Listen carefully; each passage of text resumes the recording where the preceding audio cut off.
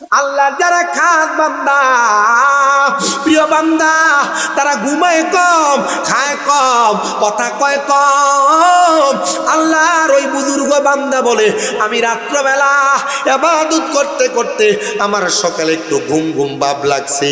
আমি ফজরের নামাজ পড়া নামাজের মুসল্লাতে যখন অপেক্ষা করতেছিলাম, এমন টাইমে হঠাৎ করে আমি চোখের মধ্যে ঘুম পাওয়ার পরে আমি নামাজের মুসল্লাটার মধ্যে ঘুমায়া গেছি। নামাজের মুসল্লাতে ঘুমায়া যাওয়ার পরে আমার কাছে মনে হয় কে জানি রে আমার রুহুটা টান দিয়া বের করে ফেলতেছে। আমার মরার কথা স্মরণ হয়ে গেছে। আমি তাড়াতাড়ি নামাজের মুসল্লা থেকে উইটা ওজুটা বানায়া আমার এলাকার দামেস্কের গুরুস্থানের সামনে যাইয়া আমি কবরের দিকে ফিরা ফিরা আল্লাহর দরবারে দোয়া করি, আল্লাহ ও আল্লাহ, আমি গুনাহগার, আমি বদকার, আমি সিয়াকার, আমার রুহুটা তো কষ্ট করে নিও না। আমি যে স্বপ্ন দেখছি গো, এই স্বপ্ন যদি সত্যি হয়ে যায় আমি মরণের সময় বড় কষ্ট পাবো। আমার আল্লাহ রাব্বুল আলামিন জানায়া দেয়, এ বান্দা চিন্তা নাই, টেনশন নাই, কারণ লা খাউফুন আলাইহিম ওয়ালা হুম ইয়াহজানুন। যারা আল্লাহর বন্ধু তাদের কোনো ভয় নাই, চিন্তা নাই, টেনশন নাই, কোনো ভয় কইরো না। আল্লাহর বান্দা কয়, আমি এই কথাটা শোনার পর একটু স্থির হইলাম, কিন্তু আমি এমন জায়গার মধ্যে দাঁড়াইছি কবরস্থান, আমার নাকের মধ্যে কি জানি একটা সুঘ্রাণ আসতেছে। আমি সুঘ্রাণটা পাইয়া বড় অবাক হয়ে গেলাম, প্রত্যেকে তো সুঘ্রাণ আসে। আমি মনে করেছিলাম এই গুরুস্থানের মধ্যে মনে হয় একটা মানুষকে মাটি দেওয়া হয়েছে, যার মাটি দেওয়ার পরে আমরা কবরের উপরে যে আতর লোবান ছিটাই মনে হয় সেই ঘেরান আসতেছি। আমি কবরের ভিতরে প্রবেশ করে দেখলাম এই গুরুস্থানের ভিতরে মনে হয় গত 2-3 মাস কোনো মানুষকে মাটি দেওয়া হয় নাই। আমি গুরুস্থানের মধ্যে প্রবেশ কইরা আমি তালাশ করতে করতে করতে করতে একটা কবর দেখছি, যে কবরটা একবারে পুরাতন ভাঙ্গা, কাপড়ের কাপড়টা দেখা যায়। আমার নাকের মধ্যে আমি গ্রান টান দিয়া দেখলাম পুরা সুগ্রানটা আমার নাকেই কবর থেকে আসতেছে। আমি কবরের সামনে দাঁড়াইলাম, আমি ডাক দিলাম, ও এলাকার মানুষ, তোমরা কেউ কি বলতে পারবা এই কবরটা কার? যে কবরটা এত পুরান কবর, কিন্তু কাফনের কাপড়টা দেখা যায় সাদা, তাজা কাপড় আছে, এই কবরটা কার একবার বলো না। কেউ বলতে পারে না, কারণ যদি কবর 200-300 বছরের পুরাতন কবর হয়, যদি কবর 2-3-4 বছরের পুরাতন হয়, ওই কবরের খবর তো কেউ বলতে পারবে না।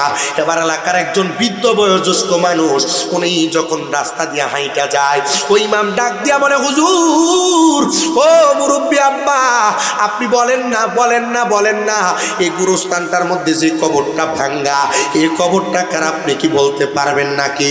উনি ডাক দিয়া বলেন, যত সম্ভব আমাদের এলাকার একজন কাঠুরিয়া ছিল, যাকে এই জায়গার মধ্যে মাটি দেওয়া হয়তো, এলাকার নিম্নবিত্ত মানুষগুলাকে এই কবরের এই সাইডটার মধ্যে মাটি দেওয়া হয়তো, এই কবরটা মনে হয় তার কবর। আল্লাহর ওলি কয়, এ মুরব্বি আব্বাজি, এটারে কাঠুরিয়া মনে কইরা আপনি যে অবহেলাটা করতেছেন, এটা তো কাঠুরিয়া না, এটার কবর থেকে তো একটা জান্নাতের সুঘ্রাণ বাহির হইতাছে। উনি ডাক দিয়া কয়, কোথায় তার বাড়ি, কোথায় তার ঘর, দেখা দেন না, আমরা তার পরিচয়টা জানতে চাই। বলে, দামেস্ক এলাকার পশ্চিম অঞ্চলের মধ্যে একটা বাড়ি, যেই বাড়িতে তার স্ত্রী এখনো পর্যন্ত আছে। গত 16 বছর আগে এই ব্যক্তিটা ইন্তেকাল করেছে। আল্লাহর ওলি দুনিয়ার সব কর্মকাণ্ড ত্যাগ কইরা দৌড়াইতে দৌড়াইতে ওই বাড়ির সামনে যে সালাম প্রদান করে, আসসালামু আলাইকুম ওয়া রাহমাতুল্লাহ, আসসালামু আলাইকুম ওয়া রাহমাতুল্লাহ, 3 বার সালাম দেয়, কোনো জবাব আসে না। যখন কোনো জবাব আসে না, আল্লাহ আর বান্দা ডাক দিয়া কয়, কিরে জবাব যেহেতু আসে না, ঘরের ভিতরে তো প্রবেশ করা যাবে না। মনে রাখতে হবে নবীজির হাদিসে মুবারক, হুজুর হুজুর কাউকে ডাইকা বসেন, ডাইকা না, না ডাইকা বসেন না, কাউকে আপনি কাউকে ডাইকা বসেন।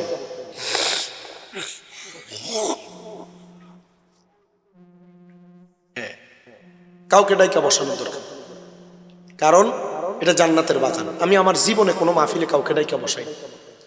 আমার আজকে 6 দিন শরীরটা খুব খারাপ, আমি গায়ের জোরে গত 3 দিন ওয়াজ করছি, গতকালকে আমার গলা দিয়ে কথাও আসে না, এটা আল্লাহ তাআলার হয়তো অশেষ মেহেরবানি, আজকে কথা আসতেছে।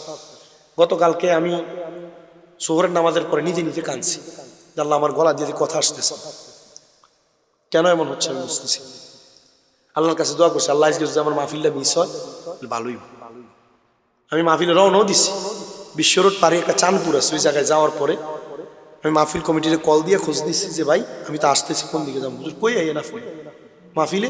হুজুর আমরা তো আপনার দাওয়াত দিচ্ছি 27 সালের 19শে জানুয়ারি, মানে আগামী বছর 19শে জানুয়ারি, আর আমার এই বছর দাওয়াত দিচ্ছে, আর আমি মাহফিলে যাইতে ধরছি। আমি আল্লাহর কাছে চোখের ফানিটি ভালাই দিচ্ছি লগে লগে, আল্লাহ তুমি আমার মেহেরবানি করছো। তাড়াতাড়ি যাই ওষুধ নিয়ে বাড়িতে গেছি, আমার ড্রাইভার সাহেব নিয়ে খাওয়া দাওয়া করে ওষুধটা খাইয়ে বাড়িতে ঘুমাইছি, যে রাত্র মনে হয় 1:30 বাজে বা 1:42 বাজে, এমন আমার পুরা শরীরে একটা ঘাম দিছে, একটা ঘাম দিছে যে আমার কাছে একটু কেমন জানি লাগছে, ওইটা বমি হয়েছে। এরপরে আমি ওই জায়গায় আমার ঘরে গড়গড়া কইরা আমি বৈশা রয়েছি। আমার আম্মাটা অসুস্থ, আজকে 8 মাসের উপরে, 9 মাস চলে, লাঠি বোর্ড দিয়ে দিয়ে হাঁটা লাগে। আমার আম্মা পাশের ঘর থেকে আমার রুমে আসছে, কি তারে শরীর কি খারাপ বেশি? আমি কিছু না, এত খারাপ না, কারণ আমার তো অসুস্থতার কথা বলে টেনশন করে, এত খারাপ না। আমি শুয়ে রয়েছি, আম্মা আমার পাশে মনে হয় 1 ঘন্টার উপরে আমার পাশে বসা, তবু আমি আমার নাজেহাল করি না। আমার সাথে কথাটা বইলা আবার একটু ঘুমাইছি, আবার ঘুম ভেঙে গেছে। ফজরের নামাজটা পড়ে শুইছি, এক ঘুমে মনে হয় 10:30টায় উঠছি। আমি মাহফিল করে গেলেও যদি ঘুমাই, আমার মোটামুটি সকালে ঘুমাইলে ফজরের পরে জোহর হয়ে যায়, কিন্তু গতকাল আজকে আর হয় নাই। আমি এখনো পর্যন্ত সজাগী, আমি কত রকমের ওষুধ যে খাইছি আজকে, এটা আল্লাহ ভালো জানে। কিন্তু আপনাদের এখানে আইসা, এটা আল্লাহ তাআলার অশেষ মেহেরবানি আর শুকরিয়া। আমি কয়েকটা কথা বলতেছি, আমাকে আল্লাহ শক্তি দিছে কথা বলা। আমি প্রথম যখন মাইক ধরছি আমার গলা দিয়ে তো কথাই আসতেছিল, আল্লাহর অশেষ মেহেরবানি। আপনারাও আসছেন, এটা আল্লাহর দরবারে শুকরিয়া। আর আমি আমার জীবনে এটা বলি, আমার জীবনে কোনোদিন মানুষের ডাইকে না মাহফিলে বসেছি। আমি ওয়াজ করছি, ফ্যান্ডেল ফুয়ে গেছে, আমি ওয়াজ করছি, ফ্যান্ডেল আইয়া নিজে নিজে ফুটছে। আমি তো আপনাদের এদিকে যে কিনা সোনাই স্যার আসছিলাম শুধু এখানেই, এইটুকুকে আমি আর এদিকে আসছিও না, আমি রাখতে পারি না। আমার কুমিল্লার মাহফিল্লি আল্লাহর এটা অশেষ কি মেহরবানি। আমি কইছি যে ভাই আমার ওই যে হুজুর আলামিন হুজুর না, আলামিন হুজুর আর আমার ভাই মোহাম্মদ কি যেন নজরুল ভাই, নজরুল ইসলামের বিয়া গেছিল। আমি কইছি ভাই আমি আসার পরে হয়তো চেষ্টা করলে আমি আধা ঘন্টা 40 মিনিট সময় দিব, হুজুর এটা হইলে চলবো। যে আমার ভাই নাম নাকি আপনার সোলাইমান ভাই, এবারটা যাক, এটা আল্লাহর মেহেরবানি। হয়তো এবার মা ওসিয়ত করছে আমি জানাজা পড়ানোর জন্য, শুধু এই কথাটা শুনে আমি আসছি, কসম কি খোদার, এই একটা কথা শুনে আমি আসছি। আর নচেত আমি আমার এই অসুস্থতাতে আমি প্রেশার নিতে বাধ্য না, রাজিও না। না আল্লাহ তাআলা জানে আমার কি পরীক্ষা ফেলাইছে। তবে আমি মনে করি যে এই এখন যে আবহাওয়া, যাতে দেখলাম যে বক্তা বেশিরভাগ অনেকগুলোই অসুস্থ, আর আল্লাহ আমার শরীরে কদ্দুর কুলে তারপরে কন্ত সেই শুরু হয়েছে যে সেপ্টেম্বরের শুরু থেকে এখনো পর্যন্ত রানিং মাহফিল করতেছি। এই যে 6 ঘন্টা জার্নি করে হবিগঞ্জ সিলেট যাওয়া, আবার আসা 12 ঘন্টা, 2 ঘন্টা ওয়াশ করো, এমনি তো 12-14 ঘন্টা শেষ হয়ে যায়। আমারও তো এটা শরীর, আমার উপর দিয়ে দেখা যায় তোমার ভিত্তি দিয়ে বুড়া, বুঝতে পারছেন? আমি আপনাদের কাছে যে কথাটা শোনাই দিচ্ছি একটু শোনেন শুধু। না ভাই আওয়াজ ঠিক আছে ভাই, মাইকের আওয়াজ ঠিক আছে, এটা আমার আমি দূর থেকে কথা বলতেছি, কারণ আমি যদি চিল্লাই এরা আমার ওয়াজটা বুঝতে হবে। বাইরে বাইরে বাইরে মাইকের সাউন্ড বাড়াই আমার স্ট্যান্ডালে যা আছে তার সঙ্গে। আমি আপনাদের কাছে যে কথাটি বলতেছি, আপনারা কি আমার কথাগুলো বুঝতেছেন? এখন থেকে আজ যে কথাগুলো বলবো আমি বেশি, আমি আর হয়তো 5-7 মিনিট আমি একটু কথাগুলো বলে বিদায় নিচ্ছি, একটু শোনেন শুধু মনোযোগ দিয়ে, ধৈর্য নিয়ে। আল্লাহ তাআলার খাস বান্দা, উনি ঘরের দরজায় গেছে, 3 বার সালাম দিতে কোনো জবাব নাই। হুজুর আমরা মেসকাতে হাদিস শরীফ পড়ছিলাম, বাবু সালাম অধ্যায়, মাদ্রাসায় ক্লাস 9-10 হাদিস শরীফ পড়ানো হয়। হাদিস শরীফের ভিতরে বলছে যে কারোর ঘরের দরজার ভিতরে যাইয়া 3 বার সালাম দিলে যদি কোনো জবাব না দেয়, ওই ঘরে ঢুকা যাবে না, বের হয়ে আসতে হবে। যদি এটা তোমার মা বাবার ঘর হয়, কার ঘর? মা বাবার রুমও যদি হয়। আর আমরা তো ভাইয়ের বউয়ের ঘরের ভিতরে ভাবি, এটা সুন্নতের খেলাফ।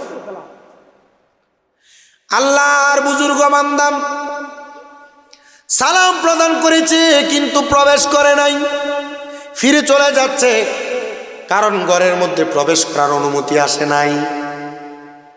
আর যদি বুজুর ঘরে মানুষ নাই, কি করবো? সালাম দিয়ে ঢুকবে।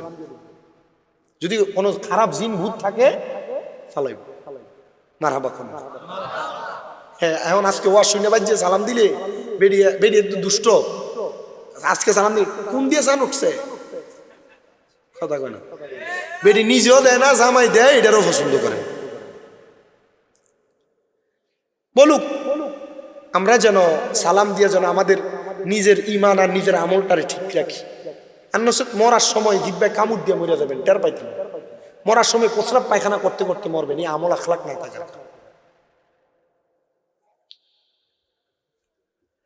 আল্লাহর নবীর ওই পাগল ডাক দিয়ে বলে শোনা আমি ঘরের সামনে থেকে চলে যাই হঠাৎ করে মহিলার কণ্ঠে আমার সালামের জবাব দেয় ওয়ালাইকুম সালাম আমি চিন্তা করলাম বেডি মানুষ চেহারার দিকে সালাম দিত না এটাই ফর্দা এটা কি আর মাশাআল্লাহ দিলাম আপনি আপনার বাইরের বসে নেই চেহারাটা সে একবার দেয় বেডি রাস্তার ভিতরে চিনো না ভাই এই বেডি লোক খালি এগিয়ে কথা বলি আর খুব ভালো লাগে হারাম কবিরা গুনাহ 14 জন গায়রে মাহরাম মহিলা ছাড়া পুরুষ মানুষ অন্য কোনো নারীর সামনে যাওয়া হারাম এবং 14 জন গায়রে মাহরাম পুরুষ ছাড়া মহিলারা অন্য বাকি পুরুষের সামনে যাওয়া হারাম আর মহিলারা যদি যায় এটা জাহান্নামে যাবে এটা লিখে নিয়ে যায় নামাজ পড়বেন জান্নাত অনেক মুরব্বীরা আছে নিজেরা নামাজ পড়ে কিন্তু নিজের বউ বেফরদা নিজের জি বেফরদা নিজের বোন বেফরদা নিজের মা বেফরদা খোদা কি কসম জাহান্নামে নামাজ দিয়ে কোনো কাম হবে বুঝতেছেন কথা আমরা সমাজ তো এটা মানে না আমার মাইয়া আমার ফুতের মুসলমানিতে নাচতেছে আমার বোন আমার বিয়ের ভিতরে নাচতেছে কথা কয় না এটা ইসলাম না এটা কি না দুষ্টামি করেন আপনার ইসলাম নিয়ে উনি আর ফিরে না তাকায়া ডাক দিয়া বলে মা 3 বার সালাম দিলাম জবাব দিলা না মা গো ও মা কও না আমি কি কোনো অন্যায় করে তোমার ঘরের দরজায় দাঁড়াইছি মুসাফির আইলে তো সালামের জবাব দেওয়া লাগি মহিলা কই হুজুর নামাজে ছিলাম সালাম ফিরাইতে দেরি এই জন্য আমি জবাব দিই নাই ও মা ক্ষমা করবেন একটা প্রশ্নের জবাব চাই আপনার স্বামী কি একজন কাঠুরিয়া মহিলা কান্না করে কয় হ্যাঁ আপনার স্বামীটা কোথায় হুজুর 16 বছর আগে মারা গেছে ও মা বলেন না গো মা আপনার স্বামীটা যে মারা গেছে আপনার স্বামীর এমন কোন নেক আমল আছে কিনা যেটার কারণে আমার আল্লাহ আপনার জামাইরে মাফ করে দিব মহিলা কই হুজুর আমার স্বামী হলো একজন মূর্খ মানুষ আচ্ছা একটা জামাইয়ের ব্যাপারে বউ যদি সাক্ষী দেয় আর কেউ কোনো ভালো সাক্ষীর দরকার আছে কারণ একটা স্বামী সম্পর্কে বউ বউ সম্পর্কে স্বামী ভালো সাক্ষী দেয় ঠিক কিনা হুজুর আমার স্বামী ছিলেন একজন মূর্খ কাঠুরিয়া জংলায় জংলায় কাঠ কাটতেন সকালে বের হইতেন বিকালে লাকড়ি বেচা যে কামাই হইতো এটা দিয়া জব আনতেন চাউল আনতেন গম আনতেন এটা দিয়া খানা বানাইতো ও মা এমন কোন আমল কি নাই ডাক দিয়া কয় হুজুর কোন আমল আছে কিনা আমি জানি না কারণ আমার জামাই নিজে কোরআন শরীফ পড়তে পারতো না আর বাবুর বাজারের মানুষের কুফাল বালা এলাকাতে একটা মাদ্রাসা হয়েছে এলাকাতে একটা মাদ্রাসা হয়েছে হেরা কোরআন পড়বো ওই যে আপনি মাঝে মাঝে আইয়া ফোলা ফেন্ডি কি খবর আইয়া যে লাঠিটা বর দিয়ে মুরব্বিরা দেখতে যান এরা ফইরে যে সব পাইব আপনি এমনি সেই সব আপনাদের মাঝে মাঝে আইতে হুজুর মাদ্রাসাটা চলেনি ঠিক মতো কাম হয়ে যাবে এটাই এই যে মাহফিল করাইতেছে অবশ্যই এলাকার মানুষ 2-1 টাকা দিছে তো এই যে আপনারা দিচ্ছেন না 2-1 টাকা এরা কোরআন পড়ে যে সওয়াব পাইবে আপনারা এই দিয়ে দিয়ে একটু একটু ভাগ লয়ে যাবে চালাক তো মুসলমান জাতি আর এটা আমরা লেগে উম্মতে মুহাম্মদী লেগে নবী উপর থেকে গ্যাজেট ফাঁস করে আনছে কই থেকে উপর থেকে ওই যে আজকে এটা মেরাজের রজনী না শেষ তো চাঁদ হইতে গেছে এখন শাবান মাসের আল্লাহর নবী রাহমাতুল্লিল আলামিন নবীজি উম্মতের জন্য এটা ওইখান থেকে গ্যাজেট পাস করে আনছে নাই সুবহানাল্লাহ ওই মহিলা বলে শুনেন আমার স্বামী সকালে যাইতো লাকড়ি কাইটা বাজারে বেচা যে চাউল হইতো টাকা হইতো এটা দিয়ে চাউল কিনা বাড়িতে আনতো আমারে দিত রান্না করার জন্য আমার স্বামী উজু গোসল বানায়া আমার স্বামীর একটা বালা কাম আছে নামাজের মুসল্লাটা বিছাইয়া আমার স্বামীরা আল্লাহর কোরআনটা দিলা কোরআনটার দিকে ছায়া আছে শুধু কান্ত কি করত আমার স্বামী কান্ত এ প্রিয় মুসলমান শুনো, মহিলা ডাক দেয়া কই, হুজুর আমি জিজ্ঞেস করেছিলাম, ও প্রাণের স্বামী গো, আপনি যে কোরআন কোনোদিন পড়তে শুনলাম না, আপনি কেন কোরআনের দিকে তাকায় তাকায় কান্দেন? ডাক দিয়ে কয়, কেন তাকায় তাকায় কান্দি জানা? দামেস্কের মসজিদের হুজুর বলছে, যদি কোরআন পড়তে পারো আল্লাহ তাআলা সওয়াব দিব, যদি না পড়তে পারো মুহাব্বত করো সওয়াব দিব, যদি মুহাব্বত না করতে পারো বুকের মধ্যে দুইরা দুইরা অন্তরের ভিতরে কোরআনের প্রেম জারি করো, দেখবারে আমার আল্লাহ তাআলা এটার কারণে জান্নাত দিব। মহিলা কই, হুজুর আমার স্বামী চোখের পানি দি ফালায়া কান্দে আর ডাক দিয়া কই, ওগো স্বামী, ওগো স্ত্রী, আমি কোরআন পড়তে পারি না, আমি যদি পড়তে পারতাম আমি শোনায়া পড়তাম, আমি কোরআনের দিকে তাকায় তাকায় কান্দি, আল্লাহ নিয়ে আমার বরকত দান করে। হুজুর উত্তর পায়া ফিরা গেছে, 2 রাকাত নফল নামাজের নিয়ত করছে, 2 রাকাত নফল নামাজের নিয়ত কইরা আল্লাহ তাআলার দরবারে বারবার বারবার হাত তুলে ডাক দিয়া কই, আল্লাহ ওই ব্যক্তিটা কেমনে তার কবরে সুগ্রাণ আসে? উনি বলে, আমি নামাজ পড়া কাঁদতে কাঁদতে নামাজের মুসল্লার ভিতরে ঘুমায় গেছি রে, নামাজের মুসল্লার ভিতরে যখন ঘুমায় গেছি কাঁদতে কাঁদতে আমি বেহুশের মতো হয়ে গেছি। আমি বেহুশ অবস্থায় হঠাৎ করে দেখলাম আমার সামনে ওই কাঠুরিয়া ব্যক্তিটা তার শুরুতে হাজির হয়ে গেছে। আমি তারা জিগাইলাম, ও ভাই জান্নাতের ভিতরে এত সুন্দর শুরু তার লেবাস কেমনে পাইলা? ডাক দিয়া কয়, শুধু কোরআনরে মোহাব্বত কইরা জবানের ভিতরে কোরআনের বাণী প্রকাশ করতে পারি নাই, শুধু মোহাব্বত কইরা তাকায় তাকায় কাঁদছিলাম, আমার আল্লাহ তাআলা কান্না করার কারণে বরকত দান করেছে। এ প্রিয় মুসলমান, এ আমার সুরনালার বাবুর বাজারের আশেপাশে এলাকার পর্দার অন্তরালের মা, আমার মুরব্বী বাবা, যুবক ভাই, সামনে রমজান মাস আসতেছে, আপনাদেরকে আমি আহলান ওয়া সাহলান মারহাবান জানাই। রমজান মাসটা যেহেতু সামনে আসতেছে, যারা কোরআন পড়তে পারেন কমপক্ষে দৈনিক 1 পারা করে কোরআন তেলাওয়াত কইরেন, আর যারা কোরআন পড়তে পারেন না চেষ্টা করে হইলেও পারলে মাদ্রাসায় মসজিদে হুজুরের কাছে দৈনিক একটু একটু করে কোরআন শিখার চেষ্টা করেন। আর যারা চোখেও ভালো করে দেখেন না আল্লাহর কোরআনটারে বুকের মধ্যে ধারণ কইরেন। এই রমজান মাস গুনাহ মাফের মাস, আপনি যদি চোখের পানি ফালায়া ফালায়া কান্দেন, আপনারা আমার একটা কথার জবাব দেন। এ বাবুর বাজারের মানুষ, আলা হযরত মডেল মাদ্রাসার মাহফিলের মানুষ, আপনারা বলেন, আল্লাহ যদি একজন কাঠুরিয়াকে কোরআনকে মুহাব্বত করে কান্না করে চোখের পানি ফালানোর কারণে মাফ করতে পারে, আল্লাহ তাআলা আমাদেরকেও মাফ করতে পারে কি পারে না? আরে একটি ছেলে আলেম হলে পড়বে কোরআন মৃত্যুকালে, হায়রে একটি ছেলে আলেম হল, নিয়ে আসেন, আরে পড়বে কোরআন মৃত্যুকালে, আইরে দূর হবে বিয়াদবে শয়তানে থাকবে রে ঈমান, দূর হবে বিয়াদবে শয়তানে থাকবে রে ঈমান, জানে কবজের শৈলা হাবিবুল্লাহ সুবহানাল্লাহ ওয়ালহামদুলিল্লাহ লা ইলাহা ইল্লাল্লাহ সুবহানাল্লাহ ওয়ালহামদুলিল্লাহ লা ইলাহা ইল্লাল্লাহ।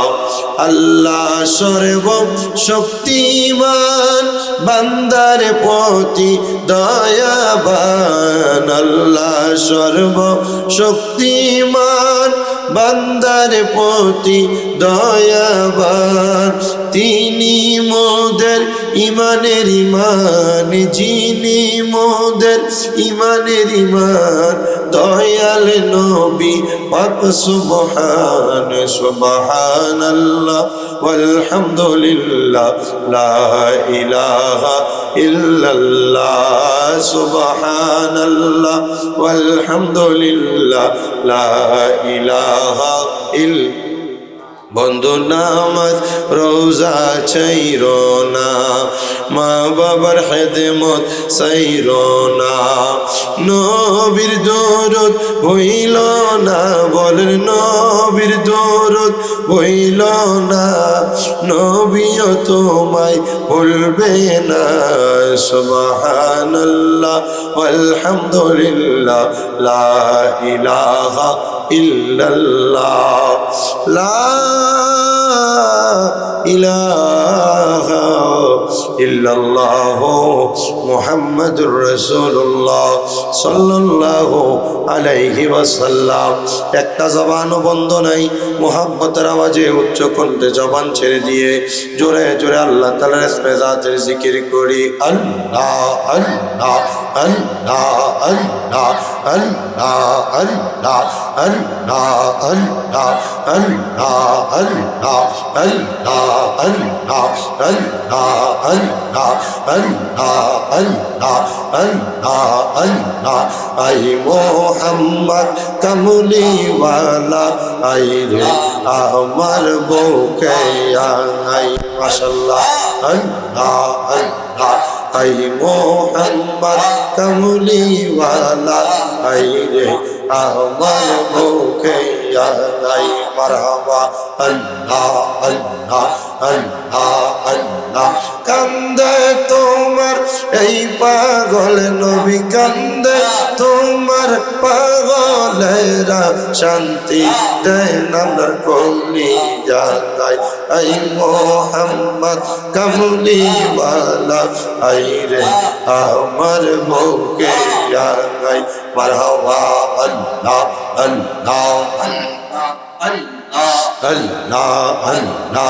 ফকির দরবেশ বাদশাহলি কলি দেশে ফুলের কলি, কান্দে নিয়া ভিকার ঝুলি, বাস করে ভিকার তলায় মারহাবা আল্লাহ আল্লাহ আল্লাহ আল্লাহ আল্লাহ আল্লাহ আই মোহাম্মদ কামলিওয়ালা আই রে আমার বুকে আই মারহাবা আল্লাহ আল্লাহ।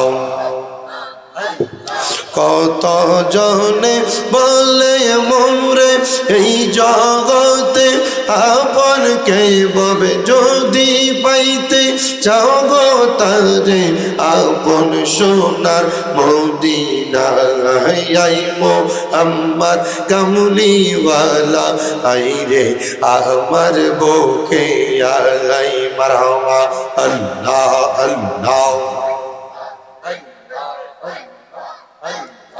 আল্লাহ। মুর্শিদ মুর্শিদ কইরাই আমার ঘুমাসে না নয়নে, আমারে বলিবা গো মুর্শিদ কেমো নেই মারহাবা আল্লাহ আল্লাহ। আমারে বলিবা গো মুর্শিদ কেমো নেই মারহাবা আল্লাহ আল্লাহ। তোমায় আমি ভালোবাসি পাগলের মতো মনে চাইলে তোমার দিকে ছোটে আমার মন মারহাবা আল্লাহ আল্লাহ। লোক সমাজে কলঙ্কি আমি গলাই কলঙ্কের মালা, আমারে বলিবা গো মুর্শিদ কেমো নেই মারহাবা আল্লাহ আল্লাহ।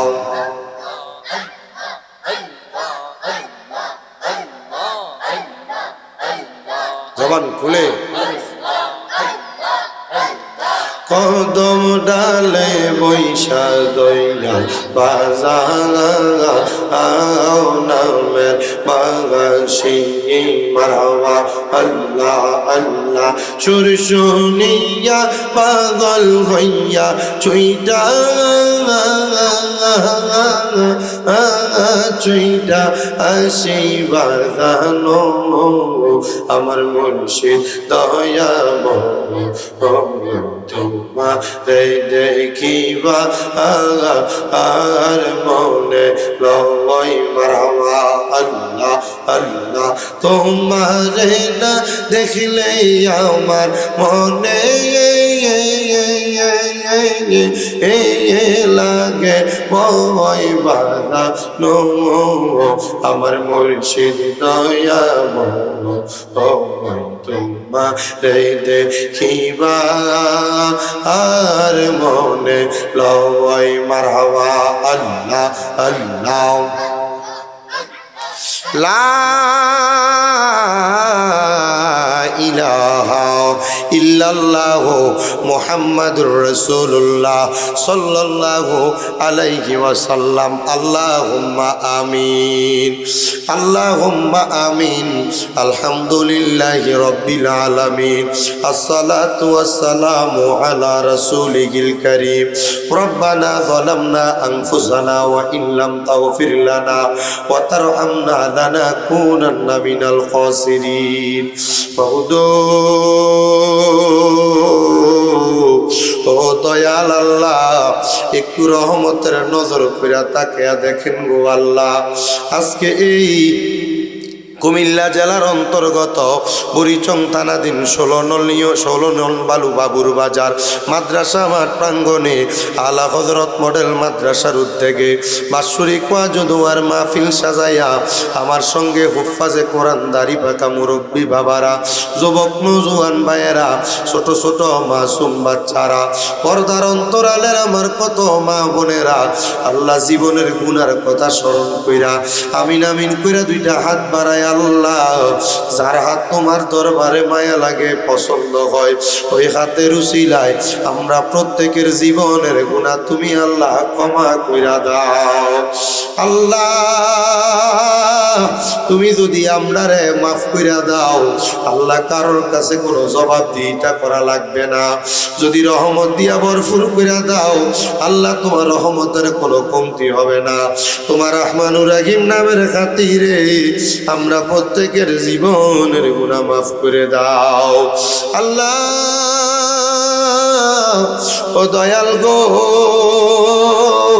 তুমি যদি আমরারে মাফ কইরা দাও আল্লাহ কারোর কাছে কোনো জবাবদিহিতা করা লাগবে না তোমার রহমানুর রহিম নামের খাতিরে আজকের জান্নাতের বাগানে তোমার কত গোলামেরা তোমার কত পাগলেরা হাত বাড়াইছে আল্লাহ প্রত্যেকের হাত তোমার দরবারে কবুল আর মঞ্জুর কইরা নাও এরে আমার এই বাবুর বাজার 16 নং এবং আশেপাশে এলাকার ভাই বাবারা কিরে ভাই মাইকের আওয়াজ তোমাদের কানে যায়নি রে ভাই মুনাজাত হইতেছে রে ভাই আমার আল্লাহর দরবারে আমিন আমিন করে দুইটা হাত বাড়াইয়া দাও রে ভাই আমাদের বিশ্বাস আছে রে ভাই আমার আল্লাহ একটা হাতও খালি ফিরিয়া দিবে না ভাইরা রে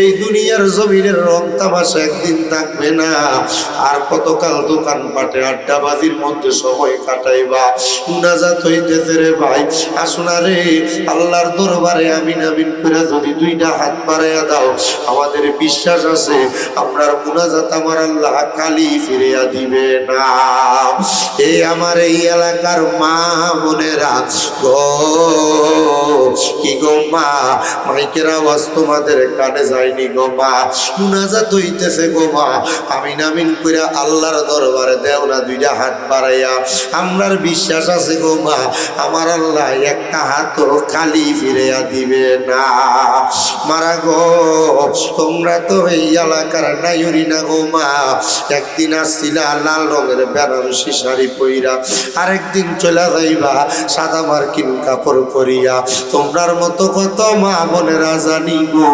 অন্ধকার কয়বরে মুর্দা আল্লাহ শুয়া শুয়া রইছে জানি না রে আল্লাহ কোন ভাই বাবা মা বোনের জন্য জানি আজকের মুনাজাত জীবনের শেষ মুনাজাত করে হাত বাড়াইছে জানি না রে আল্লাহ কোন ভাই বাবা মা বোনের জন্য জানি গো এই জান্নাতের বাগান জীবনের শেষ জান্নাতের বাগান জানি না রে আল্লাহ কোন ভাই বাবা মা বোনের জন্য জানি এই বাবুর বাজার এলাকার গোরস্থানের মাটিটা পর্যন্ত লাফালাফি করে কোন ভাই বাবা মা বোনের জন্য জানি গো এলাকার কাফনের কাপড়ের দোকানে কাপড়গুলা কাইটা রেডি করে রাখছে আছে জানি না রে আল্লাহ, কোন ভাই বাবা মা বোনের জন্য জানি এলাকার গোরস্থানের মাটিটা কাঁপতাছে। ও আমার আল্লাহ, আমরার মুনাজাত তুমি কবুল কইরা লও, আমরার জীবনের গুনাহ মাফ কইরা দাও, আমরারে তুমি ক্ষমা কইরা দাও।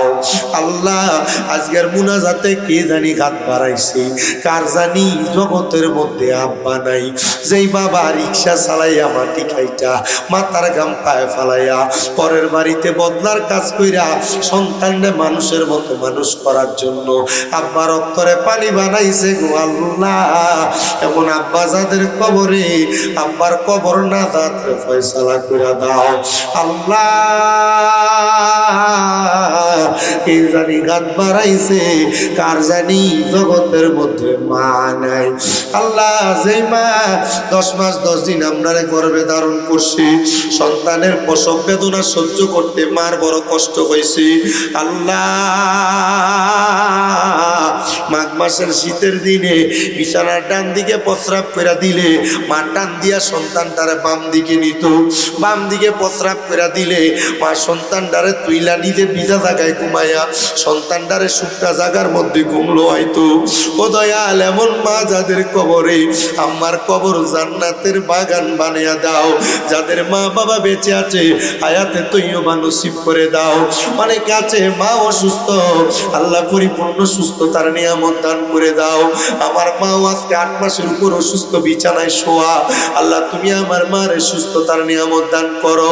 এমন ভাবে যে সন্তানেরা মায়ের পাগল বাবার পাগল, ওই সন্তানগুলারে তুমি কবুল মঞ্জুর করে নাও আল্লাহ। আমাদের প্রত্যেকের বংশের মানুষ, দাদা দাদি নানা নানির বংশের মানুষ যারা কবরে, প্রত্যেকের কবর জান্নাতের বাগান বানিয়ে দাও আল্লাহ। যারা বেঁচে আছে হায়াতে তয়বা নসিব করে দাও, আমাদের প্রত্যেকের মনের নেক আশাগুলা তুমি পূরণ করে দাও আল্লাহ। আলা হযরত মডেল মাদ্রাসার প্রত্যেকটা ছাত্র শিক্ষক সহ ছাত্রদের মা বাবা তাদেরকে তুমি কবুল মঞ্জুর করে নাও। মাদ্রাসা কমিটিতে যারা আছে আল্লাহ, তারা যেন মাদ্রাসাটা আরো বড় হিসেবে কবুল তৈরি করতে পারে সে তৌফিক দান করে দাও। এই মাহফিলে যারা টাকা দিয়া, পয়সা দিয়া, শ্রম দিয়া, বুদ্ধি দিয়া, পরামর্শ দিয়া, মাইক দিয়া, লাইট দিয়া, প্যান্ডেল দিয়া, মিডিয়ার ভাই সহ আমার শ্রোতা মণ্ডলী পুরুষেরা পর্দার অন্তরালে যে মা বোনের আওয়াজ শুনতেছে আল্লাহ, তাদের প্রত্যেকের দোয়া কবুল মঞ্জুর করে নাও আল্লাহ। যে ঘরে আলেমদেরকে খানা পিনার ইন্তজাম করেছে আমার মা জননী ওলামাই কেরামের বড় পাগল আল্লাহ, বিশেষ করে তরিকতের ভক্ত মানুষ, ওনার সন্তানটা ওনার জন্য আশেক হয়ে আমাকে দাওয়াত করেছেন আল্লাহ, দাওয়াত তুমি কবুল মঞ্জুর করে নাও আল্লাহ। এলাকার প্রত্যেকটা মানুষের সিনার মধ্যে নূর দ্বারা ভরপুর করে দাও। আমাদেরকে মরণ দিবা দুঃখ নাই, তবে বেঈমান বানাইয়া মরণ দিও না আল্লাহ। মরণের আগে বারবার মক্কা মদিনা তাওয়াফ জিয়ারত নসিব করায়ও, মক্কা মদিনা তাওয়াফ জিয়ারত নসিব করায়া আখিরি জবানে মধুর কালেমা পড়াইয়া দিয়েন লা ইলাহা ইল্লাল্লাহ মুহাম্মাদুর রাসূলুল্লাহ সাল্লাল্লাহু আলাইহি ওয়াসাল্লাম। সবাই জবান খুলে পড়ি আলহামদুলিল্লাহ। আমি আইসেই খবর পাইছি আপনাদের এলাকায় একটা মিটিং চলতেছে। রাজনৈতিক অবস্থা এক এক জায়গায় এক এক রকম, মানুষ ইসলাম থেকে দূরে দুনিয়া বিমুখ। যেহেতু মানুষ দুনিয়ার প্রতি আসক্ত হয়ে তারা তাদের মতো করে সময় কাটাচ্ছে, আমরা যারা এখানে বসেছি আমরা যদি আল্লাহ এবং তার রসুলের রেজামন্দি হাসিল করার জন্য মোহাব্বত নিয়ে বসি আর বয়ান শুনি, তাহলে আমার মনে হয় যে হেদায়াত হওয়ার জন্য, কারণ বাংলাদেশে যে পরিমাণ ওয়াজ মাহফিল হয়, যদি প্রতি মাহফিলে একজন করে হেদায়েত হইতো, আমার মনে হয় হিসাব মিলিয়ে দেখলাম আমার জন্মের পর থেকে এই পর্যন্ত যা মাহফিল দেখছি, তাহলে এত মাহফিলে বাংলাদেশে আর ৭০টা থাকলো না, হইলে সব বলি হয়ে যেত। কথা কি বলছেন আপনারা? তার মানে বোঝা যায় ওয়াজ মাহফিলগুলো একটা ট্রেডিশনে, কালচার একটা পরিণত হয়ে গেছে। মানুষ ওয়াজ মাহফিল করায়, দুনিয়ার মানুষ শোনে, বক্তা যত সুন্দর, কণ্ঠ যত সুন্দর, মানুষ আইসা ওয়াজে বসে তত বেশি, ঠিক না? যেহেতু দুনিয়া বিমুখতার অবস্থা, আমরা যতটুকু এখানে বসেছি আমরা সবাই আল্লাহ তাআলার শুকুর গুজার করব। কারণ হচ্ছে আল্লাহ তাআলা আমাদেরকে দয়া করেছেন, মায়া করেছেন বিদায় আজকে আল্লাহ এবং তার রসুলের সন্তুষ্টির জন্য ওয়াজ মাহফিলের বাগানে আসার বসার তৌফিক দিয়েছেন। পড়েন আলহামদুলিল্লাহ। আজকের মাহফিলে যিনি সম্মানিত সভাপতি, আপনাদের 4 নং 16 নং ইউনিয়ন 16 নং ইউনিয়ন পরিষদের সাবেক চেয়ারম্যান জনাব মোহাম্মদ আব্দুল ওয়াহাব চেয়ারম্যান সাহেব, সম্মানিত সহসভাপতি আমার পাশে যিনি আছেন আল্লাহ হযরত মডেল মাদ্রাসার সেক্রেটারি জনাব মোহাম্মদ খুরশেদ আলম সাহেব, প্রধান বক্তা হযরত মাওলানা মনিরুল ইসলাম জালালি সাহেব, তকরির করবেন মাওলানা বশির আহমেদ ফারুকি সাহেব, হযরত মাওলানা নাজমুল হাসান আনসারি সাহেব, মাওলানা মোহাম্মদ লোকমান হোসেন সাহেব, হযরত মাওলানা সাদিকুর রহমান সাহেব, হযরত মাওলানা আবু ইউসুফ সাহেব, হযরত মাওলানা জসিমউদ্দিন সাহেব, হযরত মাওলানা আবু জাফর সালি সাহেব সহ মাহফিল পরিচালনা করছেন এম এ মামুনুর রশিদ মিরপুরি সাহেব, হযরত মাওলানা আলামিন রাজা সাহেব সহ দিগার ওলামায়ে কেরাম, মুরব্বিনে কেরাম। মহান আল্লাহ তাআলা আমাদেরকে জান্নাতের বাগানে আসার বসার তৌফিক দিয়েছে। সে আল্লাহর শুকর গুজার করে মোহাব্বতের আওয়াজে পড়ি আলহামদুলিল্লাহ। উপস্থিত হাজিরিন, আমরা এই দুনিয়ার জান্নাতের বাগান মাহফিলগুলাতে বসি আল্লাহ তাআলার সন্তুষ্টির জন্য। বলেন কার সন্তুষ্টির জন্য? আল্লাহ তাআলার সন্তুষ্টির জন্য। তো আল্লাহ তাআলার সন্তুষ্টির জন্য যারা মাহফিলে বসে তারা দুনিয়া এবং আখিরাতকে সুন্দর করার জন্য, তারা জান্নাত পাওয়ার জন্য দুনিয়ার সব ভালো ভালো কাজগুলা করে, ঠিক কিনা? আল্লাহর নবী রাহমাতুল লিল আলামিন নবী, মদিনার তাজেদার হুজুর পুরনুর মুহাম্মদ মুস্তাফা সাল্লাল্লাহু আলাইহি ওয়াসাল্লাম নবী আমার, আল্লাহ তাআলার কোরআনুল কারীম থেকে জানিয়ে দেয় উম্মত, দুনিয়ার জমিনের মধ্যে যেই উম্মত আমার আল্লাহ তাআলার খুশি করার জন্য আল্লাহ তাআলার 3টা কাজের মধ্যে তারা লিপিবদ্ধ সর্বদা লেগে থাকবে, আমার আল্লাহ তাআলা তাদেরকে জান্নাতের মধ্যে একটা সুন্দর বাসস্থান প্রদান করবেন। সাহাবায়ে কেরাম বলেন, ইয়া রাসূলুল্লাহ, ইয়া হাবিবাল্লাহ, ও মায়ের নবী গো, আপনার কাছে জানতে চাই, আপনি নবী বলেন না কোন 3টা কাজের মাধ্যমে আমার আল্লাহ তাআলা বান্দাটারা জান্নাতের একবারে ভিতরের মধ্যে একটা ঘর নির্মাণ করে দেয়।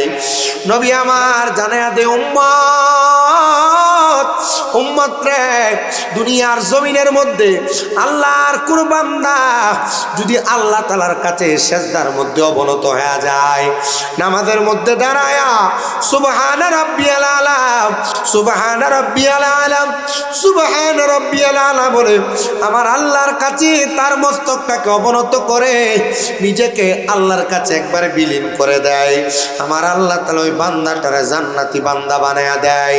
ইয়া রাসূলুল্লাহ, ইয়া হাবিবাল্লাহ, নবী গো, আপনি বলেন না আমার আল্লাহ তাআলা আর কেমন নিয়ামত প্রদান করে দেয়? নবী আমার বলেন, উম্মত শুনো শুনো, দুনিয়ার জমিনের মধ্যে আল্লাহর কোন বান্দা যদি দুনিয়াতে তাইকা তার জবান দ্বারা সুবহানাল্লাহি ওয়ালহামদুলিল্লাহি ওয়ালা ইলাহা ইল্লাল্লাহু আল্লাহু আকবার, এই বাণীগুলা বান্দার জবান দ্বারা বাক্যগুলা ব্যবহার করে, জান্নাতের মধ্যে অসংখ্য ফেরেশতারা ওই বান্দার জন্য অপেক্ষমান হয়ে থাকে। জান্নাতের ফেরেশতারা জান্নাতের মধ্য থেকে ওই বান্দাটারে স্বাগতম জানায়, আহলান ওয়া সাহলান, মারহাবান মারহাবান, আসো আল্লাহর বান্দা জান্নাতের দিকে আসো। ওই বান্দাটা জান্নাতের বাসস্থান পাওয়া যায়। নবী আমার বলেন, উম্মত শুনো গো, ও উম্মত তোমরা জেনে রাখো, 3য় নাম্বার আল্লাহর কোন বান্দা যখন তার জবান দ্বারা আমার আল্লাহ তাআলার কুরআনুল কারীমের তেলাওয়াতের মধ্যে তার জীবনটারে কাটায়া দেয়, আমার আল্লাহ ওই বান্দাটারে এমন ভাবে কবুল করে, এমন ভাবে কবুল করে, ওই বান্দাটা দুনিয়াতে থাকা অবস্থায় আমার আল্লাহ তাআলার কোরআন যখন তেলাওয়াত করে, ওই বান্দার প্রত্যেকটা হরফ, প্রত্যেকটা বাক্য, প্রত্যেকটা আয়াত, প্রত্যেকটা পৃষ্ঠা, প্রত্যেকটা পারা তেলাওয়াত করার মাধ্যমে আল্লাহ তাআলা ওই বান্দাটারে দুনিয়ার জমিনে জান্নাতি বান্দা হিসেবে ঘোষণা করে। হযরত আনাস ইবনে মালিক রাদিয়াল্লাহু তাআলা আনহু আমার নবীর কলিজার টুকরা সাহাবী, তিনি বলেন আমি আমার নবীজির কাছে প্রশ্ন করলাম, ইয়া রাসূলুল্লাহ, ইয়া হাবিবাল্লাহ, নবী গো, আপনি নবী জানিয়ে দেন না উম্মতের মধ্যে যারা আপনার আল্লাহ তাআলার কোরআন শরীফ তেলাওয়াত করবে তাদেরকে আমার আল্লাহ তাআলা জান্নাত প্রদান করবে। এই যে একটা মাদ্রাসা করা হইল বাবুর বাজার এলাকায়, আলা হযরত মডেল মাদ্রাসা, এই মাদ্রাসার ছাত্রগুলা আল্লাহ তাআলার কোরআনুল কারীম তেলাওয়াত করে। আপনারা দেখলেও করে, না দেখলেও করে, তারা প্রতিদিন দৈনিক শিডিউল মোতাবেক কোরআনুল কারীম তেলাওয়াত করে। কারণটা কি জানেন? এই কোরআনুল কারীমের বরকতে আমার আল্লাহ তাআলা বাবুর বাজার 16 নং এলাকার যত কবরবাসী কবরে, ওই প্রত্যেকটা কবরবাসীকে আমার আল্লাহ তাআলা মাফ করে দেয়, ক্ষমা করে দেয়। ও মায়ার নবী গো, ও দয়ার নবী, রাহমাতুল লিল আলামিন নবীজি, ক্ষমা করে বুঝতে পারলাম ওরে আমার আল্লাহ তাআলা যাদের যেই বান্দাগুলা কোরআন তেলাওয়াত করতে পারে না এদের অবস্থাটা কেমন হবে। একজন সাহাবী বড় বয়স, হযরতে সালমান ফারসি রাদিয়াল্লাহু তাআলা আনহু নবীজির দরবারে হাতটা উঠে ডাক দিয়ে বলি, ইয়া রাসূলুল্লাহ, আমার তো বয়স 200 বছরের উপরে, কত বছর দেখেন না, 200 বছরের উপরেও নবী গো, আমার বয়স বেশি হওয়ার কারণে আমি তো কোরআন পড়তে পারবো কেমনে? কারণ আপনি নবীর কাছে ইসলাম ধর্ম গ্রহণ করার পরে নবুয়াত প্রাপ্তির পরবর্তী সময়ে আল্লাহ তাআলা আস্তে আস্তে করে কোরআনুল কারীম নাজিল করেছে, আমি এখনো পর্যন্ত কোরআনুল কারীমকে আয়ত্ত করতে পারি নাই। নবী গো, আপনি বলেন না আল্লাহ তাআলাকে আমি সালমান ফারসিকে জান্নাত প্রদান করবে? নবী আমার বলে, ইয়া সালমান ফারসি, ও সালমান ফারসি গো, তুমি কোরআন শিখবা না, পড়তে পারবা না, তাহলে আমার আল্লাহ তাআলার এই কোরআনকে যদি মুহাব্বত করো, তাজিম করো, আমার আল্লাহ তাআলা তোমার জান্নাত প্রদান করে দিবে। ও বন্ধুরে, আল্লাহর নবীর একজন সাহাবী হাত মুবারক উঠায়া ডাক দিয়া বলেন, ইয়া রাসূলুল্লাহ, মায়ার নবী গো, আমি আমার চোখে ভালো মতো দেখি না, তাহলে আমার আল্লাহ তাআলা আমারে কেমনে জান্নাত প্রদান করবে? নবী আমার বলেন, উম্মত শোনো শোনো শোনো, আল্লাহ তাআলা কেমনে জান্নাত প্রদান করবে জানো? নবী গো, কেমনে প্রদান করবে? বলে, চোখে না দেখলে মুহাব্বত করলে আমার আল্লাহ তাআলা জান্নাত প্রদান করে দিবে। আমি মাঝে মাঝে মসজিদে অনেক মুসল্লিদেরকে দেখি যারা কোরআন শরীফটারে বুকের মধ্যে নিয়ে নিয়ে শুধু কান্দে। আমি জিজ্ঞাসা করলাম, ও মুরব্বী বাবারা, আপনি কেন কোরআন শরীফ বুকে নিয়ে কান্দেন? এটা তো কান্না করার জিনিস না, কোরআন শরীফ তো খুইলা খুইলা দেখা দেখা পড়ার বিষয়, আপনি কান্না করেন কেন? আমার কাছে চোখের পানিগুলা ফালায়া ফালায়া ডাক দিয়া বলে, হুজুর, আমি যদি কোরআন পড়তে পারতাম তাহলে তো আমি কোরআন খুইলা বুকের মধ্যে ধরে কানতাম না। আমি জানি না এই 16 নলের বাবুর বাজার জালা হযরত মাদ্রাসার জান্নাতের বাগানের মধ্যে কে বসছেন আপনি কোরআন পড়তে পারেন না, কে বসছেন আপনি কোরআনুল কারীম আয়ত্ত করতে পারেন নাই। মনে রাখবেন রে প্রিয় মুসলমানেরা, এই কোরআনুল কারীম আয়ত্ত করলে, তেলাওয়াত করলে আল্লাহ তাআলা নিয়ামত দান করে। তো আপনি যদি পড়তে না পারেন, তেলাওয়াত না করতে পারেন, আল্লাহ তাআলা তো আপনার একটা প্রতিদান দেওয়া লাগবে। প্রতিদানটা কি দিবে শোনেন, আল্লাহ তাআলার কোনো বান্দা যদি দুনিয়াতে থাইকা আল্লাহর কোরআন তেলাওয়াত কইরা দুনিয়ার জিন্দেগি সুন্দর করে কাটাইতে পারে, আমার আল্লাহ তাআলা ওই বান্দাটার কবরটারে নূরের আলোতে আলোকিত করে দিবেন। প্রিয় ভাই শুনেন রে, আমি আপনাদের কাছে দামেস্কের একটা ছোট্ট কারগুজারি ঘটনা শুনিয়ে দেই, যেটা শোনার মাধ্যমে আপনি আপনার ঈমানটাকে তাজা করতে পারবেন। বলে, হুজুর কেন গো? কারণ সবাই তো কোরআন পড়তে পারে না। অনেক মানুষ আছে দুনিয়ার ব্যস্ততায় থাইকা, অনেক মানুষ আছে পরিবার পালা চালাইতে যায়, অনেক মানুষ আছে তাদের মা বাবা তাদেরকে আল্লাহ তাআলা কোরআন শিখাইয়া দিতে পারে নাই, মা বাবা কবরে। জানেননি মুসলমান ইমানদার এমন একজন আল্লাহর বান্দা যিনি নাকি আল্লাহ তাআলার কোরআন তেলাওয়াত করতে পারতেন না, তার কাঠ ছিল জংলায় জংলায়, যে সে কাঠ কাটত, কাঠ কাইটারে ওই বান্দাটা বাড়ির মধ্যে আইসা আল্লাহ তাআলার কোরআনটাকে খুইলা খুইলা তাকিয়ে থাকতো, আর ওই বান্দাটার চোখ দিয়া টপ টপ টপ টপ করে পানি পড়তো। ওই দামেস্কের বড় মসজিদের বড় ইমাম, বড় মহাদয় আল্লাহর ওলি, উনি তো খাস বুজুর্গ মানুষ। ওই বুজুর্গ আল্লাহর ওলিটা উনি বলেন, আমি প্রত্যেক দিন ফজরের নামাজ পড়ে আমি ততক্ষণ পর্যন্ত নামাজের মুসল্লা থেকে উঠি না যতক্ষণ পর্যন্ত সূর্য না উদয় হয়। মানে ফজরের নামাজ পড়া উনি নামাজের মুসল্লাতে বসে থাকে। সূর্য উদয় হইলে 2 রাকাত নামাজ আদায় করে। 2 রাকাত নামাজ আদায় কইরা ওই আল্লাহর বান্দাটা আল্লাহর কাছে দোয়া করে, আর আল্লাহর সাথে সাথে তার দোয়াটা কবুল করে নেয়। আপনার মনে প্রশ্ন, হুজুর ওই নামাজটা কিসের নামাজ? ওই নামাজটার নাম হলো চাষতের নামাজ, কেউ কেউ বলে দোহারের নামাজ। এই নামাজটা সূর্য উদয় হওয়ার 30 মিনিট পরে পড়া লাগে।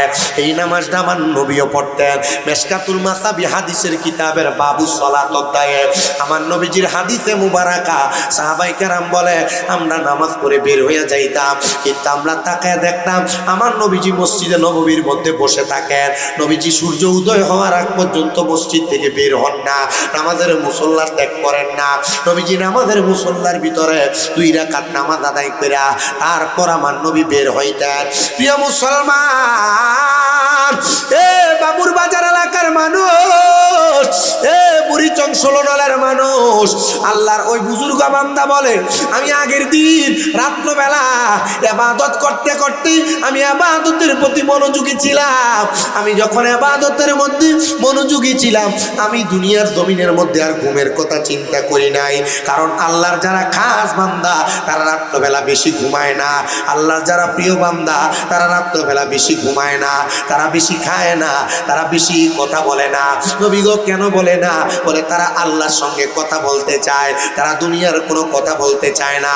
তারা রাত্রবেলা সজাগ থাইকা আল্লাহর দরবারে মধ্যের সময় গমতে থাকে, কখন জানি তার মরণ চলে আসে, কখন জানি বান্দাটার কাছে মালাকুল মাউত আইসা তার বুকটার মধ্যে খাপটি দিয়া ধরে। ওই বান্দা তো মরণের কষ্ট সহ্য করতে পারবে না, কারণ আজরাইল যদি একটা মানুষের রুহের মধ্যে খাপটি দিয়া ধরে ওই মানুষটার রুহুটা এমন ভাবে বের হয়ে যাবে মনে হবে তার শরীর থেকে চামড়াটা টাইনা টাইনা চিরা ফেলা হচ্ছে। নবীজি গো, ও মায়ার নবী রাহমাতুল লিল আলামিন নবীজি, আপনি নবী বলেন না মানুষ কেন এমন কষ্ট পায়, এমন কষ্ট পায়? নবী আমার বলে অন্য কোনো কারণে কষ্ট পায় না, বান্দা বেআমল হওয়ার কারণে, বেঈমান হওয়ার কারণে। পড়ার সময় ওই বান্দাটার রুহটাকে টান দিয়া বের করার সময় বান্দারে তো কষ্ট হইতো। আশেক লিখতেছে আমার মরণের কত দিন বাকি আমি জানিলাম না গো আল্লাহ, মরণের কত দিন বাকি আমার, মরণের কত দিন বাকি আমি জানিলাম না গো আল্লাহ, মরণের বাকি হঠাৎ আজরাইল আসিয়া যেদিন হস্তে দিবা ধরি, তখন আমার মনা পাখি করবে লুকা চুরি আমি বুঝিলাম না গো আল্লাহ, মরণের কত দিন বাকি আমার, মরণের কত দিন বাকি আমি জানিলাম না গো আল্লাহ, মরণের কত দিন বাকি। আর হায়াত হইল হাতে বাইরে, মত হইল পায়ে, যে জায়গায় যার মরণ লেখা সেই জায়গায় সে মরে আমি বুঝিলাম না গো আল্লাহ, মরণের কত দিন বাকি আমরার, মরণের কত দিন বাকি আমি জানিলাম না গো আল্লাহ, মরণের কত দিন বাকি। আরে কোন দিন জানি আজরাইল আসে রূহ নিতে দাঁড়িয়ে, রূহ নিয়া চইলা যাবে কাঁদবে জনে জনে আমি বুঝিলাম না গো আল্লাহ, মরণের কত দিন বাকি আমরার, মরণের কত দিন বাকি আমরা জানিলাম না গো আল্লাহ, মরণের। প্রিয় মুসলমান, সময় তোমার হইবে রে আসানে বলেন, জানে কবজের সময় তোমার হইবে রে। বলেন কোরআন শিখাও ছেলে মেয়েকে, ওহে মুসলমান কোরআন শিখাও ছেলে মেয়েকে, ওহে মুসলমান জানে কবজের সময় তোমার হইবে রে আসান। একটি মেয়ে আলেমা হলে আরে পড়বে কোরআন মৃত্যুকালে, বলেন একটি মেয়ে আলেমা হলে আরে পড়বে কোরআন মৃত্যুকালে, দূর হবে বিয়াদবে শয়তান থাকবে রে ঈমান, দূর হবে বিয়াদবে শয়তানে থাকবে রে ঈমান, জান কবজের সময় তোমার হইবে রে আসান। করেন আলহামদুলিল্লাহ। আমি আপনাদের কাছে কোরআন তেলাওয়াতের ফজিলত বলছি। এই কোরআন আমাদেরকে জান্নাত পর্যন্ত নিতে পারে, ঠিক কিনা? যতটুক পর্যন্ত বলছি। একটা কাঠুরিয়া শুধু কোরআনের দিকে তাকে কান্না করার কারণে তারা মাফ করে দিছে। তাহলে আল্লাহ চাইলে আমাদেরকেও মাফ করতে আসতে কইছে। আরো জোরে কর না। আজকের মাহফিলে আমার দুইজন আলেম আছে, সুন্নি আলেম, হযরত মাওলানা বশির আহমেদ ফারুকি সাহেব, হযরত মাওলানা মনিরুল ইসলাম জালালি সাহেব আপনাদের কাছে মূল্যবান তকরির করবে। আমি যতটুকু বলছি যদি আমল করেন একটা বিষয় যথেষ্ট। আমি কইছিলাম 1 ঘন্টার উপর হয়েছে, ওটাই ভীষণ ওটাই। হ্যাঁ রে, আমি মাহফিল কমিটি আর একটু করতাম আমি, ঠিক আছে। ওই সোলেমান ভাই না, এই সোলেমান আমি 45 মিনিটে মাইক ছেড়ে দিলাম। শুধু এবার আমার কাছে 1 ঘন্টা কথাটা রাখতে চাই, আমি পারি না, শরীরে কুলায়ও না। আইসে মার হাবা কন, আরো জোরে কন মার হাবা। তাহলে যদি কোরআন না পড়তেন পারেন কি করবেন? কথা কয় না দি, কোরআন না পড়তে পারলে কি করবেন? আর যদি মোহাব্বতও করতে না পারেন বুকের ভিতরে আঞ্জা করে ধরবেন। লাভ আসেনি? মাতে না লাভ আছে? আল্লাহ তৌফিক দিক, আমিন কোন। নারায়ে তাকবীর, নারায়ে রিসালাত, প্রধান বক্তার আগমন, হযরত মাওলানা মনিরুল ইসলাম জালালি সাহেবের আগমন। এই মাহফিলের পক্ষ থেকে, বাবুর বাজারের পক্ষ থেকে